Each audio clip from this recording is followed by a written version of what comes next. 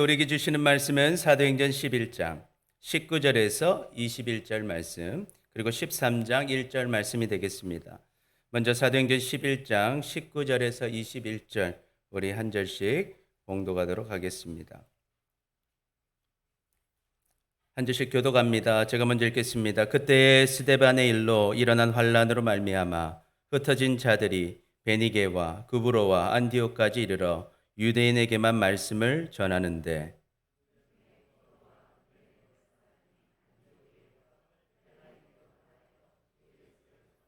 함께 읽겠습니다. 주의 손이 그들과 함께 하심에 수많은 사람들이 믿고 주께로 돌아오더라. 아멘. 우리 13장 1절 말씀, 13장 1절 말씀 우리 한 목소리로 같이 봉독합니다. 시작. 안디옥 교회에 선지자들과 교사들이 있으니 곧 바나바와 니게르라 하는 시므온과 구레네 사람 루기오와 분봉한 헤롯의 젖동생 마나엔과 및 사울이라. 아멘. 아멘.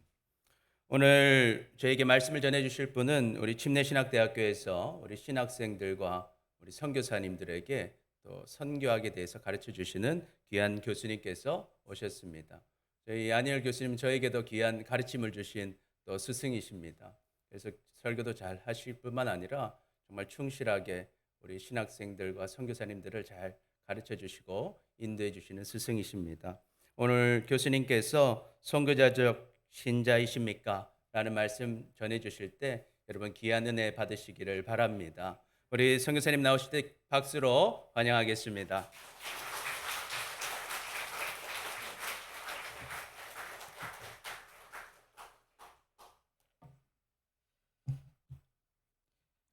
오늘 이 주일날 저녁에 이렇게 젊은 청소년들이 와서 찬양하니까 우리 전영희 목사님 얼마나 감사한지요. 이 코로나 시국에 이렇게 많은 분들이 와서 또 함께 예배 드릴 수 있어서 너무 감사하고요.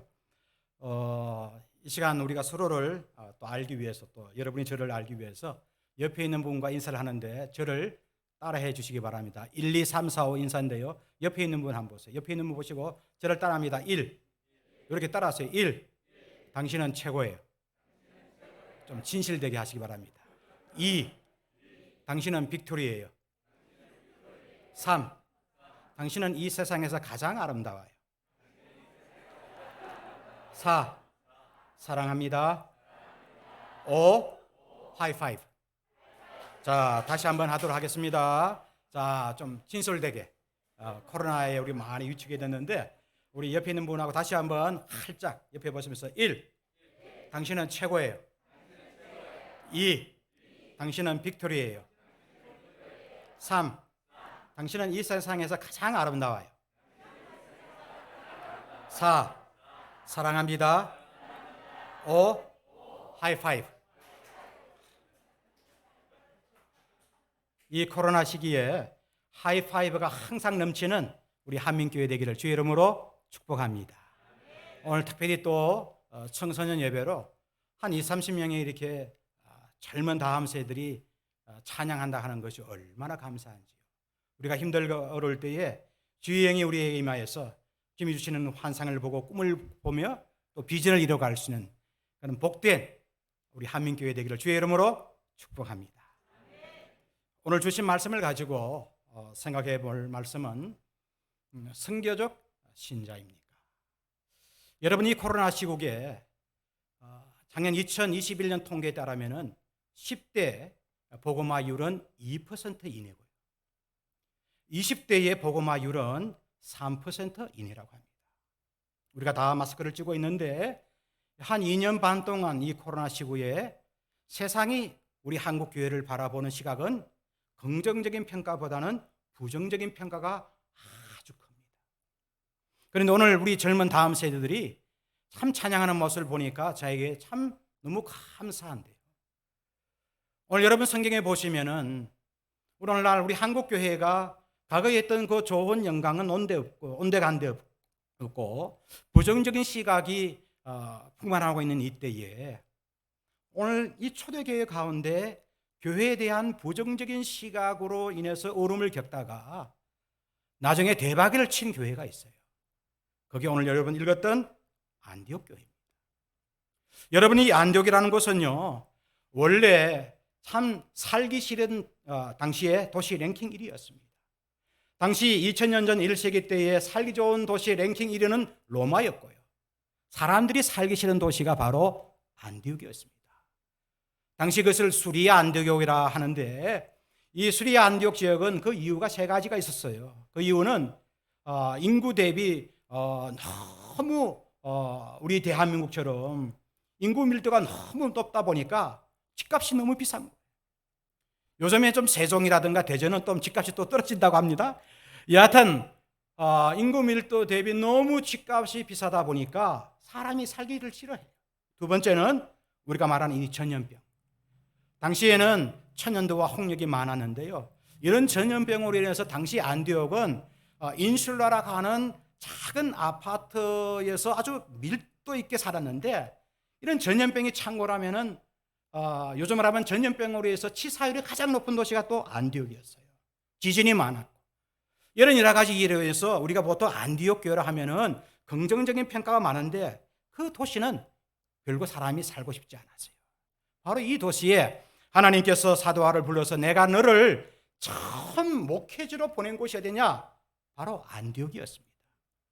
이왕이면 하나님께서 사도 바울을 첫 목회지로 사람 살기 좋은 도시로 보내야 할 텐데, 하나님께서는 바울의 생각과는 전혀 다르게 사람이 살기 싫은 도시 이러한 지역에 사도 바울을 보내는데, 사도 바울이 가기 전에 당시 유대인 신자들, 사도 바울은 요즘 말하면은 한국계 미국인, 한국계 영국인처럼 당시 헬라파 유대인이라 하는데 1.5세지요. 그러니까 히브리 언어도 잘하고 헬라어도 잘하고 그런 1.5세 사람이었는데, 사도 바울이 가기 전에 유대인 신자들이 먼저 가서 안디옥에서 교회를 개척했는데요.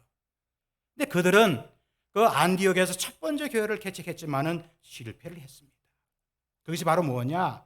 오늘 우리 말씀의 주제인 선교적 신자로서 삶을 살지를 못했어요. 바로 유대인 신자들이 안디옥에 가서 교회를 개척해서 잘 할 것이라, 제자 훈련도 잘하고 성경 말씀 잘 가르치라고 생각을 했는데 기대에 전혀 미치지 못해서, 그 다음 2차로 파송된 사람이 오늘 성경 본문에 나오는 헬라파 유대인 출신 바울이 가서 대박을 치게 됩니다. 살기 싫은 도시가요, 선교적 신자의 삶을 사는 사람으로 바꿔놓았어요. 여러분, 선교적 신자라고 하는 것은 우리가 살아가는 일상생활 속에서 예수 그리스도의 삶으로 그를 실천해 나가는 거예요. 이 복음이 그냥 머리에만 인지되어 있는 것이 아니라 이 하나님 말씀이 내 삶 가운데 그대로 전수되어 나가는데, 먼저 교회를 개척했던 유대인 신자에게는 그러한 모습을 보지를 못했는데, 헬라파 유대인이었던 디아스포라 유대인이었던 바울을 중심으로 한 그들의 선교적 신자의 삶은요, 교회에 대해서 부정적이고 교회에 대해서 색안경을 끼고 있던 이방인들의 마음을 끌기 시작을 했습니다. 그들의 마음을 홀리기 시작을 했어요. 오늘날 이 코로나 시국에 우리 한국의 약 7만 5천 교회 가운데 1만 개의 교회가 문을 닫았다고 합니다. 참 가슴 아픈 일이죠. 약 25%의 교회가 문을 닫게 되고 어려움을 겪고 있는 이 시기에 다시 한번 이 청소년 예배를 맞이해서 우리 한국교회에 있는 우리의 신자들의 모습을 하나님께서 이 마스크를 찌면서 어떤 삶을 살게 할 것인가, 이 마스크를 벗을 때에는 하나님께서 분명한 메시지를 준다는 것이에요. 그게 바로 뭐냐? 한번 다 같이 따라합시다. 선교적 신자로 살아라. 아멘. 선교적 신자로 삶을 살아가는 그 메시지가 우리가 이 마스크를 끼고 있으면서 우리가 깨달아야 될 사항입니다. 그러면 우리가 이 선교적 신자로 살기 위해서 어떻게 해야 할 것인지 주어진 본문의 말씀을 통해서 세 가지 살펴볼 텐데, 첫 번째는요, 옛사람을 벗어버려야만 합니다. 이 옛사람을 벗어버려야 되는데, 제가 처음 말씀을 들은 것처럼 안디옥 교회가 1차 선교적 신자로 살아가기 위한 프로젝트는요, 실패했어요. 그 이유를 여러분 사도행전 11장 19절에 있는 말씀 다 같이 한번 읽어보도록 하겠습니다. 그 이유를 19절에 찾을 수 있겠어요. 다 같이 읽겠습니다. 시작. 그때에 스데반의 일로 일어난 환란으로 말미암아 흩어진 자들이 베니게와 구브로와 안디옥까지 이르러 유대인에게만 말씀을 전하는데, 이 보세요. 안디옥 교회가 처음 시작할 때는요, 유대인 신자들을 중심으로 유대인에만 복음을 전했는데, 그 유대인들이 소위 말하면 대박을 칠 것이라고 생각했는데 1차 교회 개척에 실패합니다. 그 이유는요, 유대인 신자들이 처음 그 이방 땅에서 안디옥 교회가 개척이 될 때에 그들은 수천 년 동안 내들어오던 그들의 문화와 전통이 있었습니다. 그게 두 가지가 있었는데요, 거기서 하나는 할례라는 게 있습니다. 남성들이 태어난 지 8일 만에 할례를 행하고요. 두 번째는 모세의 음식법이 있습니다. 모세의 음식법이라 하는 것은 여러분께서 레위기 11장 이후에 보시면은 유대인들이 음식을 먹을 때요, 그들에게 정결한 짐승, 먹지 못할 부정한 짐승, 이러한 모세 율법에 의해서 먹어야 할 짐승과 먹지 말아야 할 짐승이 있는데 그것을 가지고 모세의 청결법이라고 그래요. 이러한 모세의 음식법을 지키지 않아야 하는 사람들하고는요, 교회 와도 함께 밥도 먹지 않아요. 눈길도 주지 않습니다. 그들은 예수 그리스도를 믿지만은 그 예수 그리스도를 믿지만은 복음과는 상관없이 자신들의 가치관, 자신들의 판단, 자신간의 세계관이 그 복음을 다 그것을 포장하고 있어요. 복음은 유대인 신자들이 가지고 있는 문화와 전통에 이게 막혀 있어서요, 복음의 효과가 나타나지 않습니다. 여러분께서 사진을 보시면은 안디옥에 여러분께서 가시면 베드로 동굴 교회가 있는데요, 우리가 보통 안디옥 교회 하면은 여러분께서 바울을 인지하실 텐데, 참 놀라운 사실은 저도 수리아 안디옥에 가시면은요, 베드로가 먼저 교회를 개척을 했습니다.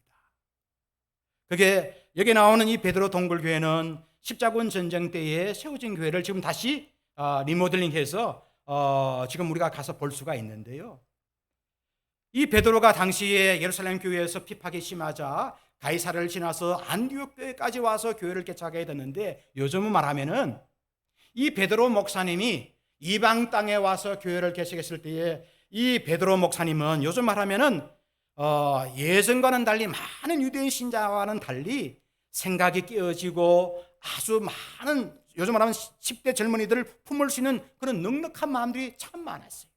문제는 목사님이 가지고 있던 새로운 변화의 삶이라든가 가치관, 이러한 것들이 유대인 신자들에게 그것이 아주 깊게 뿌리를 내리지 못했어요. 하나의 예화를 들까요?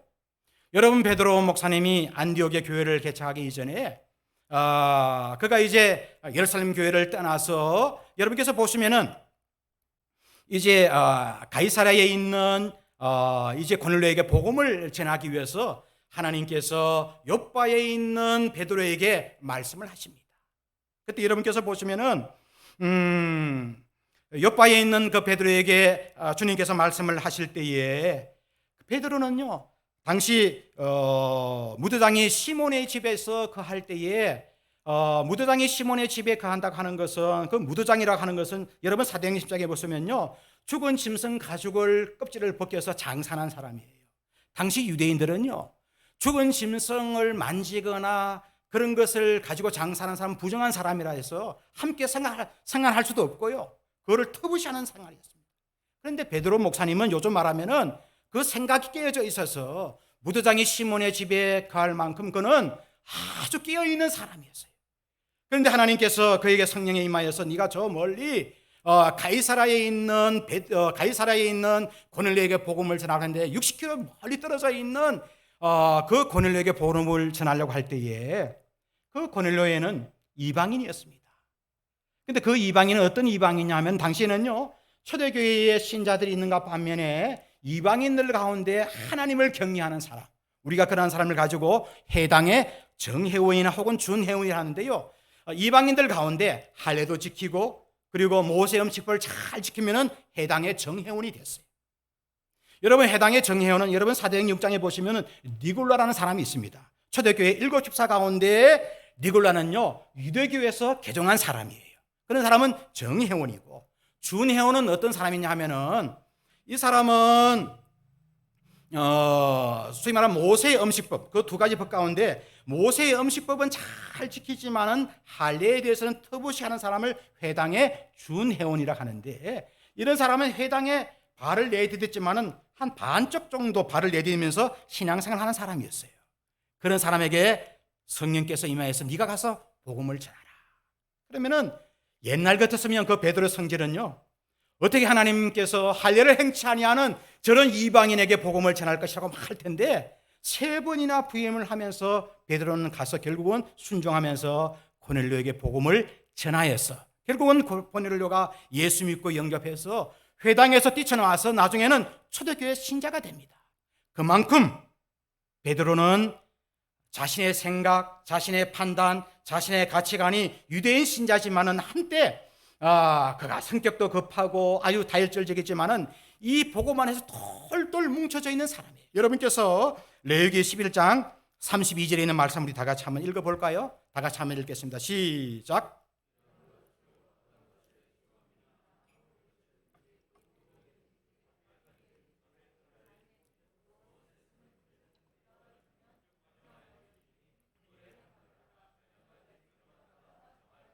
자, 여기 보시면은 당시 유대인의 그 생활 가운데요, 부정한 가족을 우리가 손을 만지만 해도 부정한 그런 시대였어요. 그럴 때에 베드로는 무드장이 시몬의 집에 거할 만큼 그의 마음도 열려 있고 그의 생각도 복음 안에서 똘똘 뭉쳐져 있어서 당시 회당의 준회원이었던 고넬료에게 가서 복음을 전해서 이방인이 개정하고 예수 믿는 것을 눈으로 확인한 사람이에요.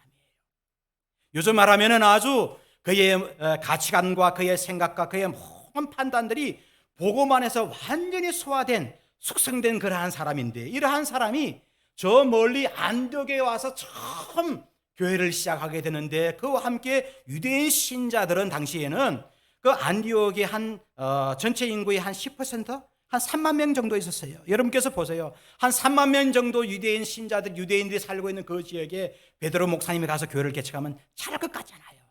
그런데 그 베드로 목사님이 가지고 있던 자신의 생각과 이러한 판단들이 당시 유대인들 가운데, 안디옥에 살고 있던 유대인들은요, 당시 돈 많은 부자 유대인들이 예수님을 영접하게 됐는데, 그들의 삶은 복음은 내가 예수 그리스도의 말씀으로 이 복음은 수용을 하지만은 자신의 가치관, 자신의 판단, 다시 말하면 할례와 모세의 음식법으로 그 복음을 다 포장하고 있어요. 오늘날 이 코로나 시국에 우리는 어떠합니까? 이 성경 말씀을 통해서 우리가 예수 그리스도를 나의 구주로 믿고 영접하지만은 당시 1세기에 있던 안디옥의 유대인 신자들처럼 내 판단, 내 가치관, 내 문화, 내 세계관이 이 복음을 울려매고 있다 하면은 복음의 능력은 전혀 나타나지 않는 거예요. 당시 안디옥에 있던 유대인 신자들은 옛 사람을 벗어버리지 못함으로 말미암아, 다시 말하면은 선교적 신자로 삶을 살지 못했어. 내가 복음을 가지고 내가 은혜 받고 구원은 받았지만은 내 삶은 옛 습성을 그대로 가지고 있다 보니까 이방인들에게 전혀 하나님의 능력을 나타나지 못했어요. 그래서 1차 안디옥 교회가 선교적 신자로 삶을 사는데 실패했던 이유는 바로 옛 사람을 벗어버리지 못했기 때문입니다. 우리 한번 골로새서 3장 9절과 10절에 있는 말씀 다 같이 한번 읽어보도록 하겠습니다. 시작.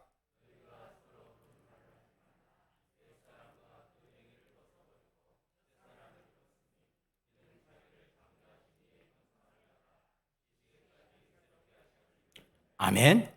우리가 예수 그리스도를 통해서 우리가 옛 사람을 다 벗어버리고 옛 습성을 다 벗어버리고 우리가 하나님 말씀 가운데 새 사람을 입어야 되는데, 오늘 이 코로나 시국에 한 2년 반 동안 교회가 셧다운되고 우리가 마스크를 입고 참 많이 불편하잖아요. 혹여나 여러분 이 코로나 시국에 우리의 신앙생활을 한번 되새겨 보도록 합시다. 감사한 것은 오늘 우리 젊은 10대, 20대 많은 젊은이들이 와서 너무너무 감사해요. 혹여나 내가 가지고 있는 가치관, 내가 가지고 있는 세계관, 내가 가지고 있는 이념이 이 복음을 보자기로 내가 옥념하고 있어서 내가 세상에 가면 이 복음의 능력이 나타나지 않는 거예요. 선교적 신자의 능력이 나타나지 않는 거예요. 그것이 바로 안디옥에 있는 유대인 신자들이었어요. 베드로 목사님은 깨어 있었고 베드로 목사님은 새로운 사람으로 변화받았지만은 모든 유대인 신자들은 전혀 변화가 일어나지 않았어요. 그래서 안디옥의 1차 유대인 신자 만들기 프로젝트는요, 실패했습니다. 저는 이 코로나 시국에 이 한민교회가 이 2년 반 동안 많이 힘들고 어려운 시기에 우리 모두가 이 안디옥 교회를 살펴보면서 우리의 모든 옛 습성들, 하나님 앞에 내가 가지고 있는 옳지 못한 모든 것들을 주의 복음 가운데 다 녹여버려서 오히려 복음이 내 가치관과 내 세계관과 나의 모든 문화를 다 이 복음이 포장하고 있어서 복음은 살고 나는 죽는 하나님의 놀라우신 은혜가 우리 한문교회에 일어나기를 주의 이름으로 축복합니다. 두 번째는요, 우리가 선교적 신자로 살기 위해서는 예수 그리스도를 삶으로 보여야만 합니다. 2차 안디옥 교회의 선교적 신자 만들기 프로젝트는요, 성공을 했습니다. 그 이유를 우리 사도행전 11장 20절에서 21절에 있는 말씀 다 같이 그 가로에 있는 말씀은 읽지 않아도 됩니다. 다 같이 읽겠습니다. 시작. 그 중에 구보로와 구레네 몇 사람이 안디옥에 이르러 헬라인에게도 말하여 주 예수를 전파하니 주의 손이 그들과 함께 하심에 수많은 사람들이 믿고 주께 달아오더라. 여러분 19절과 20절 21절은요 하늘과 땅 사이입니다. 유대인 신자에게는 복음을 전했는데 복음의 열매가 전혀 없었어요. 놀라운 사실은 헬라파 유대인들이 오늘 여기 보니까 구브로와, 지금 구브로는 지금의 사이프러스예요. 구레네는 지금 현재 북아프리카에 있는 리비아에 있는데 이러한 사람들이 안디옥에 이르러 헬라인에게 복음을 전하는데 당시 바벨론 포로 시기에 사이프러스와 북아프리카 리비아에 살고 있던 수많은 많은 헬라파 유대인들이 헬라인에게 복음을 전했는데요, 유대인에게 복음을 전할 때와는 전혀 효과가 달랐어요. 오늘 이것이 우리에게 중요한 사실입니다. 이 헬라파 유대인들이 바로 여러분 잘 아는 바울과 바나바 같은 사람들이에요. 그들은 오랜 세월 동안 고대 건농 지방에 떠돌며 신앙생활에 많은 어려움을 겪고 있던 사람들인데 그들이 헬라파 유대인들이 헬라인에게 뭐라고 했냐? 주 예수를 전파하리. 따라합시다. 주 예수. 여러분 여기 나오는 주라는 것은 헬라 원어로 이런 뜻을 가지고 있습니다. 따라합시다. 큐리오스. 큐리오스는 말인데요, 이 큐리오스, 예수님 앞에 큐리오스라는 말을 집어넣어서 주 예수라는 복음을 전하니까 그 다음 성경에 보니까 수많은 사람들이 믿고 주께 돌아오더라. 19절에 있는 말씀이 너무 대조적이에요. 유대인 신자들은 복음을 전하는데 그들이 할 일을 강요하고 모세의 음식법을 강요하니까 이방인들이 한 명도 개종자가 일어나지 않아요. 어떻게 보면 이 코로나 시국에 비난받는 한국교회의 모습일지도 모릅니다. 그러나 20절과 20절은 전혀 달라요. 유대인 신자가 아닌 디아스포라 유대인들, 헬라파 유대인들이 주 예수를 전파해. 여러분 주 예수라는 말은 두 가지 의미가 있습니다. 한번 따라합시다. 부활신앙, 따라합니다. 십자가신앙. 여러분 예수 그리스도를 한 단어로 축약하라면요 바로 요한복음 3장 16절이에요. 요한복음 3장 16절을 한 단어로 만들라면 바로 십자가가 부활이에요. 하나님이 이 세상을 너무 사랑해서 독생자들 예수 그리스도를 우리에게 주셨고 누구든지 예수님을 구주로 영접하면 우리가 구원을 받습니다. 이 66권의 핵심이죠. 이 요한복음 3장 16절을 그거를 한 단어로 하면 따라합시다. 십자가 부활. 여러분 십자가 부활인데요, 여러분 이 코로나 시국에 여러분 십자가라는 게 뭘까요? 여러분 십자가를 보시면 저 앞에도 십자가 이 종이 있습니다. 보이시죠? 많은 사람들이 여러분 이 십자가를 어떻게 보십니까? 저는 이 십자가라는 말을 이렇게 표현하고 싶습니다. 다 같이 한번 따라합시다. 내가 죽었어. 따라합시다. 내가 죽었어. 남을 살리는 신앙. 믿으시면 아멘. 여러분 이 십자가는요 많은 사람들이 너무 과거형으로 우리가 생각합니다. 2000년 전에 예수님께서 나 아니여를 위해서 죽으셨기 때문에 내가 구원받았다.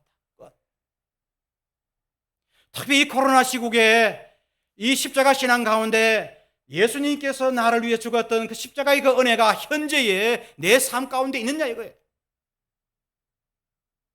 그것이 없다 보니까 이방인들이, 세상 사람들이 우리 크리스천들을 싫어해요. 여러분 십자가의 신앙은 내가 죽어서 남을 살리는 거예요. 제가 학교에 성경학 교수로 있으면서 한 7년간 성경훈련을 원장을 했는데요, 제가 많은 수료생들을 제가 배출하면서 잊지 못할 부부가 있어요. 제가 선교사 훈련을 할 때에 아마 이게 머리가 희끗하시는 우리 한번 안수쌤이나 집사님 정도 되시는데 나이 많으신 분이 오면은 저는 참 좋아요. 그런 분들이 오면은 삶의 모범을 보여주거든. 미국에서 오신 부부가 있는데요. 그 그룹에 제가 한 20가정 정도 훈련을 시켜드리는데 나이가 60대가 넘잖아요. 그러면 잠이 잘 없어요. 그리고 1, 2층 저희들이 선교사 훈련을 하는데 한 20가정이 오면은 애들까지 하면은 한 기수에 보통 한 50명 정도 옵니다. 여러분 50명 정도 훈련 받으면요. 신발이 누구 신발인지 몰라요. 나중에는요. 신발 찾다가 한 5분, 10분 걸립니다. 근데 이런 분들은 아침에 일어나시잖아요. 4시에 기상이에요. 할 일이 없잖아요. 그러면 거실 다 청소하고요. 신발장에 있는 그 신발을 1, 2층을요. 그냥 그걸 짝을 다 맞추어서 그걸 일일이 다 정리를 해요. 일주일에 한두 번 정도 저한테 이제 연락 오면 저는 항상 밥을 같이 먹으니까 그 이야기를 듣죠. 그럼 훈련생들이요. 아침에 일어나면 기분이 좋은 거야.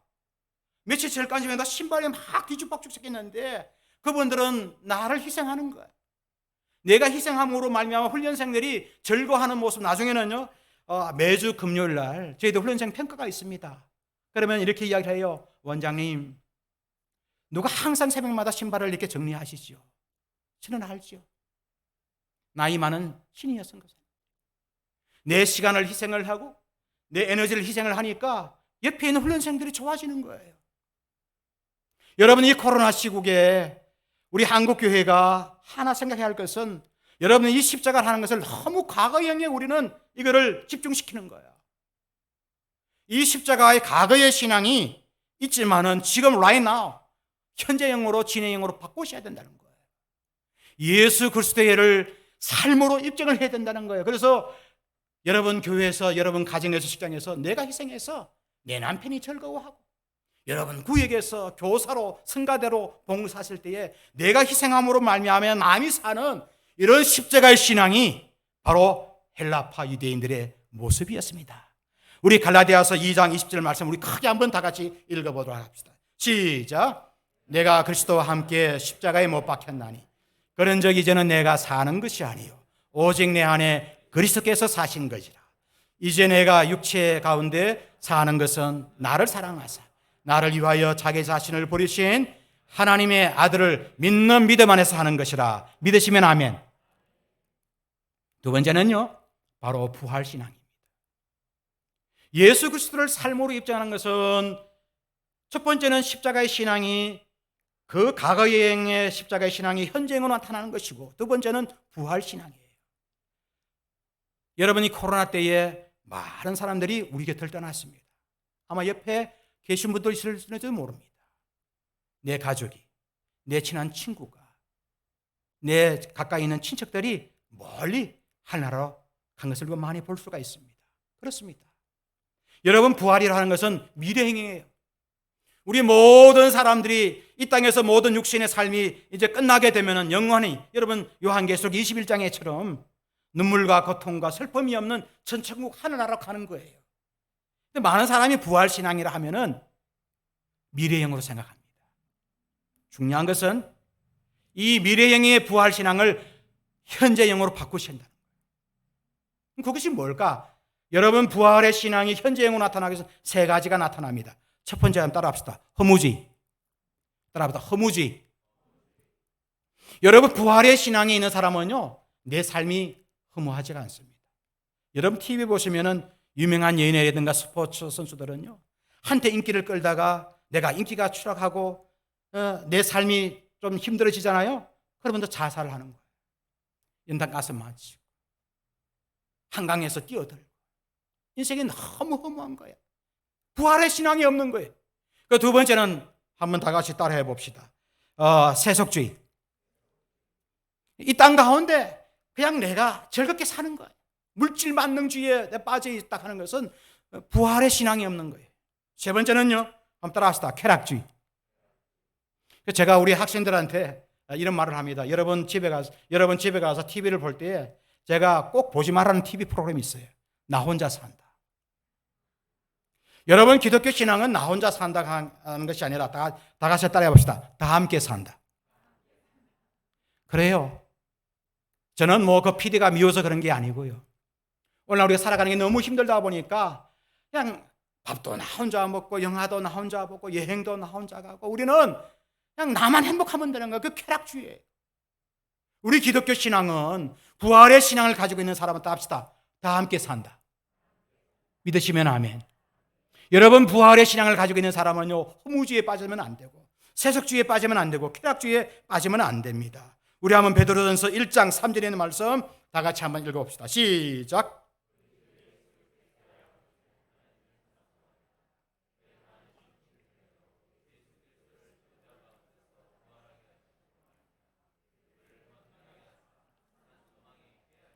아멘.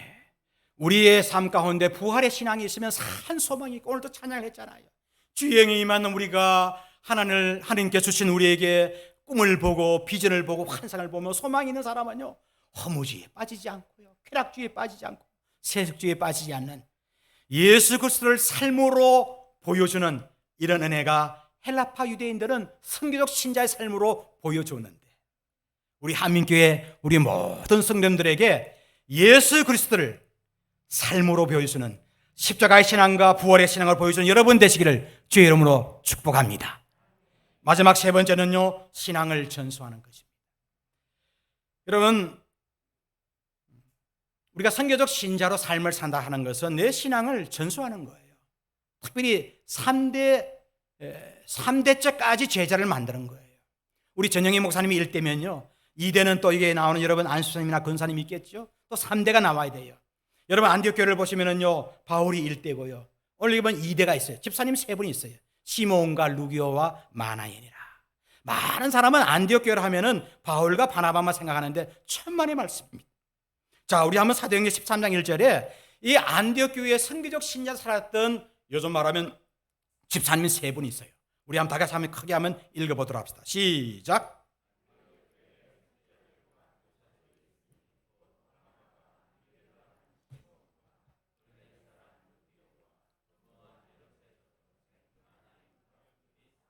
자, 안디옥 교회에 보시면은 시몬과 루기오 마나에는요, 탁월한 집사입니다. 바울은 1대고요, 여기 나오는 세 사람은 2대에 신앙의 전수가 됐네. 이렇게 보시면 13장 1절에 보니까요, 시몬 앞에 이렇게 이야기해 주고 있습니다. 니게르를 하는 시몬과, 이 니게르라는 말은 그 영어 성경 니그로예요. 북아프리카 흑인입니다. 북아프리카 흑인으로 있는 사람이 지금 안디옥에 와서 다문화인으로 와서 아주 성공적인 삶을 살고 있는 사람이에요. 그리고 두 번째는요, 루기오라. 이 루기오라는 말은 구레네 사람 루기오라.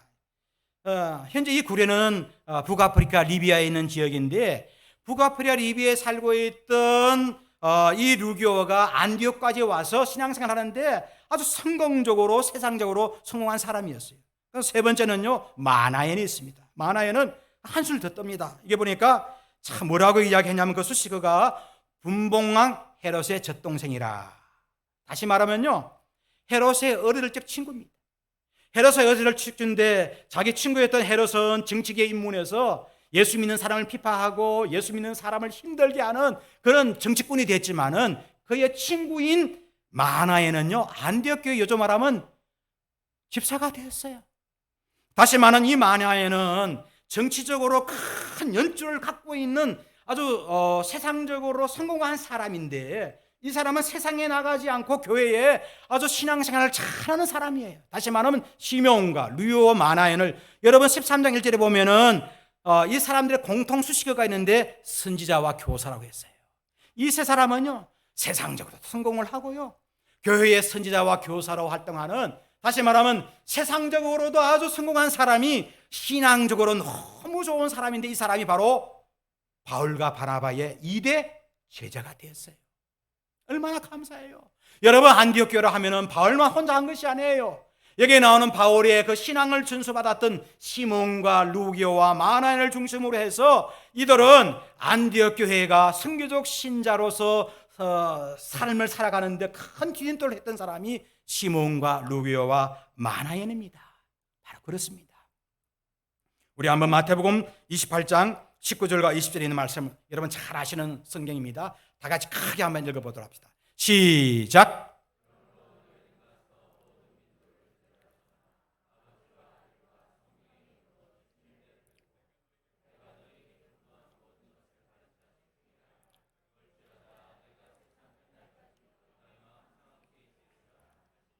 아멘.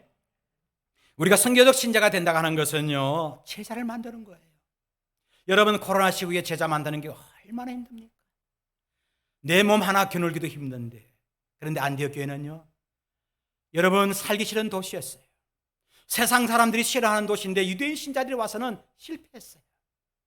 그러나 헬라파 유대인들은 달랐어요. 그들은 이곳에 와서 이런께서 유대인 신자들과는 달리 그들은 신앙까지도 전수해 나가서 바울을 통해서 시몬과 루기와 마나인 집사회가 나오고 그 다음에 또 3대가 나오고 제자를 만드는 그런 축복된 은혜가 있기 때문에 안디옥 교회는 그 믿는 무리의 수가 날마다 다니라. 얼마나 감사합니까? 이제 말씀을 마무리하려고 합니다. 여러분, 선교적 신자라는 것은요, 오늘 읽었던 성경의 사도행전 11장 말씀에 보면은 바로 그리스도인이라고 이야기할 수 있습니다. 당시 안디옥에 있는 수많은 많은 이방인들은 안디옥 교인들을 그리스도인이라고 불렀어요. 예수께 미친 사람이라고 했어요. 수많은 많은 이방인들이 바울과 시몬과 루기오와 마나인 같은 그런 선교적 신자의 삶을 통해서 예수로 위해서 살고 예수로 위해서 죽는 그 모습에 뿅간 사람들을 통해서 그들을 그리스도인이라고 불렀어요. 여러분, 선교적 신자는요, 두 가지 특징이 있습니다. 우리 한번 사도행전 26장 28절에 있는 말씀 다 같이 한번 크게 읽어보도록 합시다. 시작.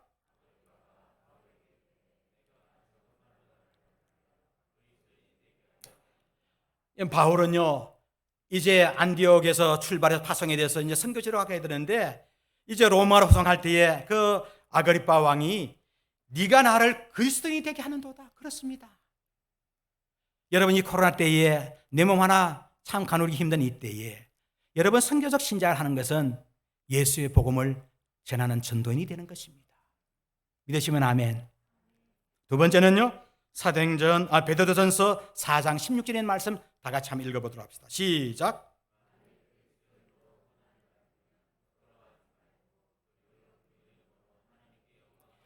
여기도 보면 그리스도인, 이 그리스도인이 바로 선교적 신자예요.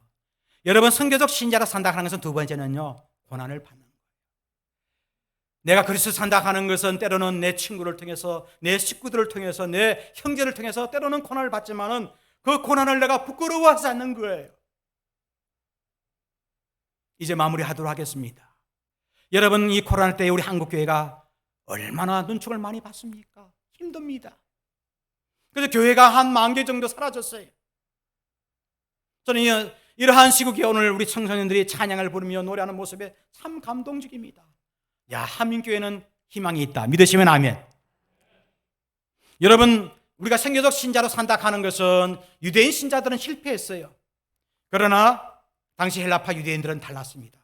그들은 옛 사람을 다 벗어버리고 예수 그리스도를 부활의 신앙과 십자가의 신앙으로 그 삶을 녹여서 그걸 보여주었습니다. 그리고 그들은 신앙을 전수했어요.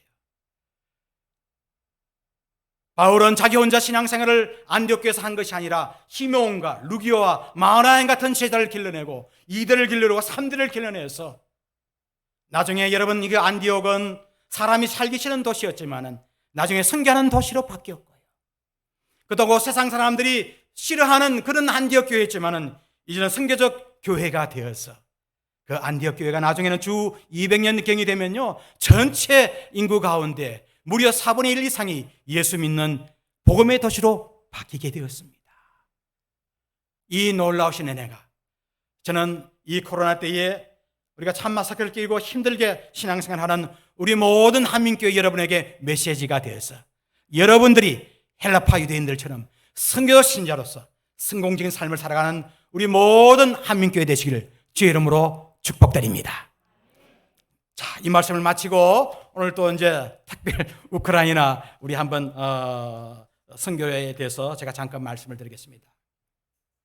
우리가 말씀을 듣고 난 이후에 우리가 우크라이나 선교 헌금에 동참할 텐데요. 여러분 아시다시피 금년 2020년 2월 24일 날 이제 러시아가 우크라이나를 침범함으로 말미암아 한 6개월이 지났습니다. 여러분 TV를 틀면은 매일 우크라이나 사건을 접할 수가 있는데 여러분 그다음 또 화면을 보시면은 현재 우리 침례교 해외 선교사를 FMB라고 합니다. 그래서 Foreign Mission 보도 약자가 되는데요. 현재 우리 한 750명의 선교사 가운데 6가정이 지금 우크라이나에 있는데 장기로는 김민호, 한재승, 박철규, 김한삼, 서정성 우리 선교사님이 있고 그다음에 단계 선교사로 우리 김인택 선교사님이 있는데 지금 이 가운데 두 가정은 지금 현재 우크라이나에 있는 폴란드 그 주변에 지금 사역을 하고 있고요. 다른 분들은 잠시 다 귀국을 한 상태입니다. 그다음 한번 사진을 한번 보시겠습니다. 그 가운데 제가 여러분들에게 우크라이나 선교를 지금 현재 하기 위해서 부부가 한국에 들어왔다가 들어가는 우리 김민호 선교사님에 대해서 잠깐 말씀을 하겠습니다. 우리 김민호 선교사님이 지금 이제 유 선교사님과 함께 우크라이나에 있는 우리 현지인들에게 물품을 보내는 장면 사진을 보내주었고요.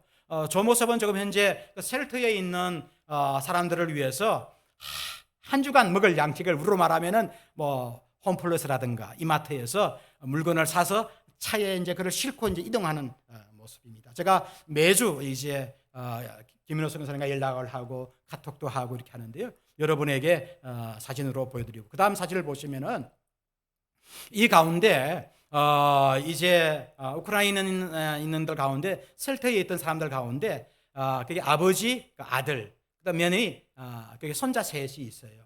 그 가운데 이 세 사람이 한국으로 들어오게 됩니다. 그래서 그 우크라이나에 있던 피난민들 가운데 일부는 다시 한국에 이제 들어오는 사람들이 있는데 그 일도 지금 우리 김민호 선교사님이 하고 있어서 제가 사진으로 보여드렸고요. 그 다음 사진 한번 보겠습니다.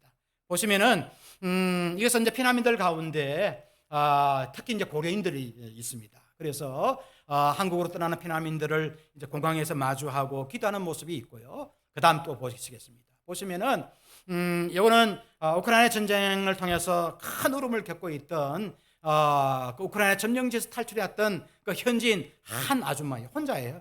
아주머니가 극적으로 탈출해서 한국으로 이송할 때에 또 기도해서 또 일하는 사람 주로 보면은 전라남도 강주에 우리 고려인들 중심으로 한 그 이제 공동체가 있어요. 그쪽으로 다 이동을 하고 있고요.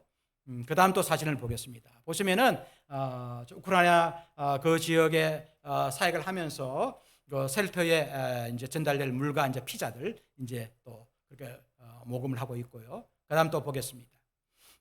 또 어린아이들이 이제 전쟁이다 보니까 뭐 먹는 것도 그렇고 또 신발도 그렇잖아요. 그래서 어린아이와 청소년들을 위해서 많이 또 운동화를 또 구워 물품으로 보냅니다. 그래서 어린아이들이 또 부모님들이 어린아이가 받았던 그 신발을 또 감사해서 사진 찍은 모습을 저에게 보내주었고요.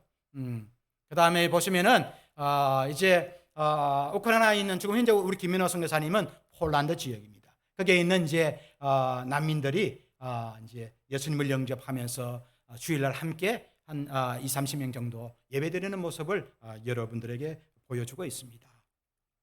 현재까지 우리 침례교 해외 선교에서 1차, 2차 긴급 지원을 했고요.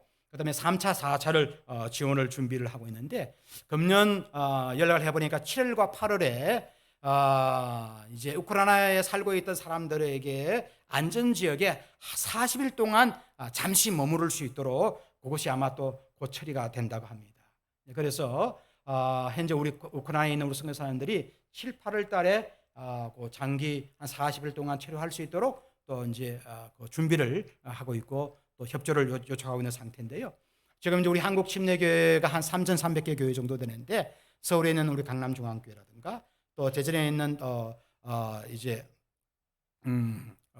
꿈의 교회라든가 많은 교회들이 우리 우크라이나 선교 헌금을 위해서 함께 동참을 하고 있습니다. 우리 한번 고린도후서 4장 8절과 10절 말씀 함께 읽어보도록 하겠습니다. 시작.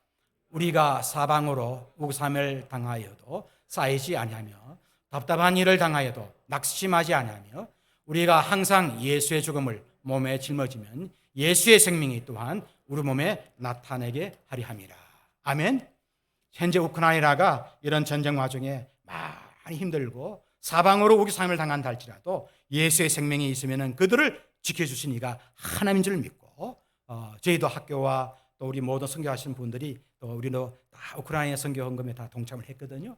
감사한 것은 우리 한민교회가 또 이 일에 동참한다고 하니까 얼마나 감사한지. 그래서 우리가 오늘 청선 예배 시간에 아마 우리 한민교회 있는 목사님께서 오늘 나오는 모든 헌금은 우크라이나 특별 지정 현금이 있습니다.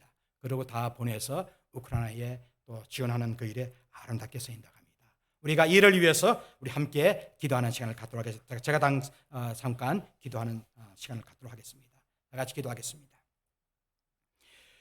거룩하신 하나님 감사함을 드립니다. 오늘도 귀한 청소년 예배를 맞이해서 우리 많은 젊은이들이 주의 전에 나와서 함께 찬양하며 노래하며 춤추는 모습이 얼마나 감사하고 아름다운지요.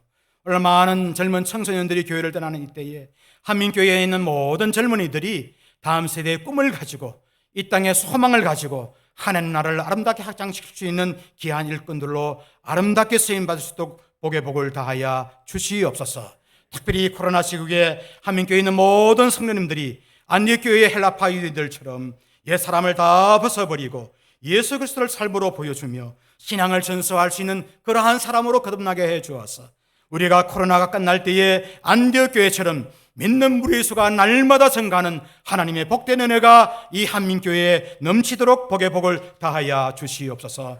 특별히 우크라이나가 참으로 힘들고 어려운 이러한 시국에 있습니다. 우리 침략의 모든 교인들과 한국에 있는 모든 교회가 함께 일에 동참한 가운데 있사오니 우리가 즐거운 마음으로 이 선교 헌금에 함께 동참하여서 그 우크라이나의 눈물에 주님께서 그들의 어루만져 주어서 하나님의 나라가 아름답게 그 땅에 심어질 수 있도록 복을 다하여 주시옵소서. 우리의 모든 헌신을 통하여 하나님 영광 받아 주시옵소서. 감사하며 살아계신 예수 이름으로 기도하옵나이다.